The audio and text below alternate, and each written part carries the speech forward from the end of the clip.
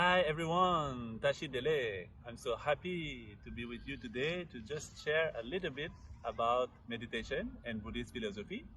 I just want to explain a short teaching of the Buddha and also a short like a sentence of a great master, Tibetan master called Lama Tsongkhapa, who lived in the 14th, 15th century. So what it says is having pacified distraction to wrong object and having perfectly analyzed the deep meaning of reality, may I be inspired to quickly realize in my mind the path uniting calm abiding and special insight.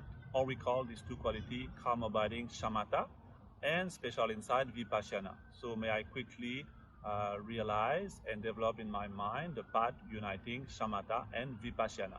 So in Tibetan language also, the Tibetan language we say Lokpe yula yewa shi che ching yanda don la tsu shin chupai shine lakton suntu jewe lam nyutu yula kyewa jingi lo. This meaning. So what it says actually when we say having pacified distraction to wrong object. What are wrong object here? Is something that is not beneficial for us. Sometimes our mind thinks to something that is not beneficial, that will disturb our mind, that will create mental affliction, too much emotion, jealousy, anger, hatred, and fear. All this is kind of wrong object. So in cultivating what we call shamatha, in Sanskrit we call in English calm abiding. When we cultivate calm abiding, what we try to do in meditation, we try to canalize and focus our mind in one single object and try to calm the mind through doing that. The mind becomes still like a clear, calm lake, for example, so it becomes clear and stable.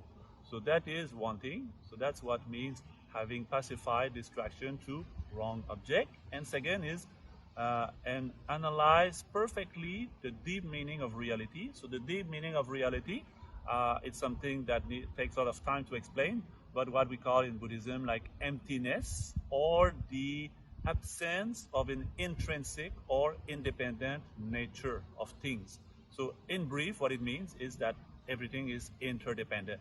So analyzing that will permit our mind to develop a kind of wisdom that eventually can become what we call special insight or vipassana.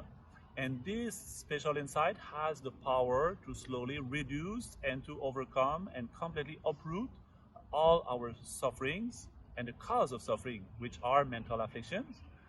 They are rooted in our deep ignorance about the nature of reality.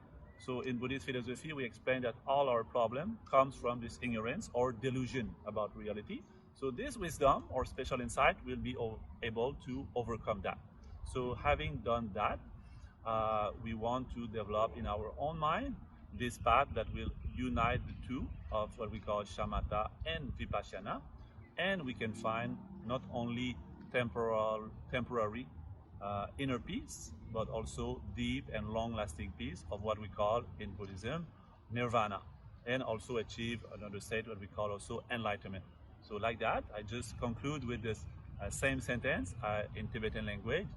Logbe yula yewa shi che chi yanda don la tsu shin chubai shine lagdon sundu jewe lam nyudu yula yewa jin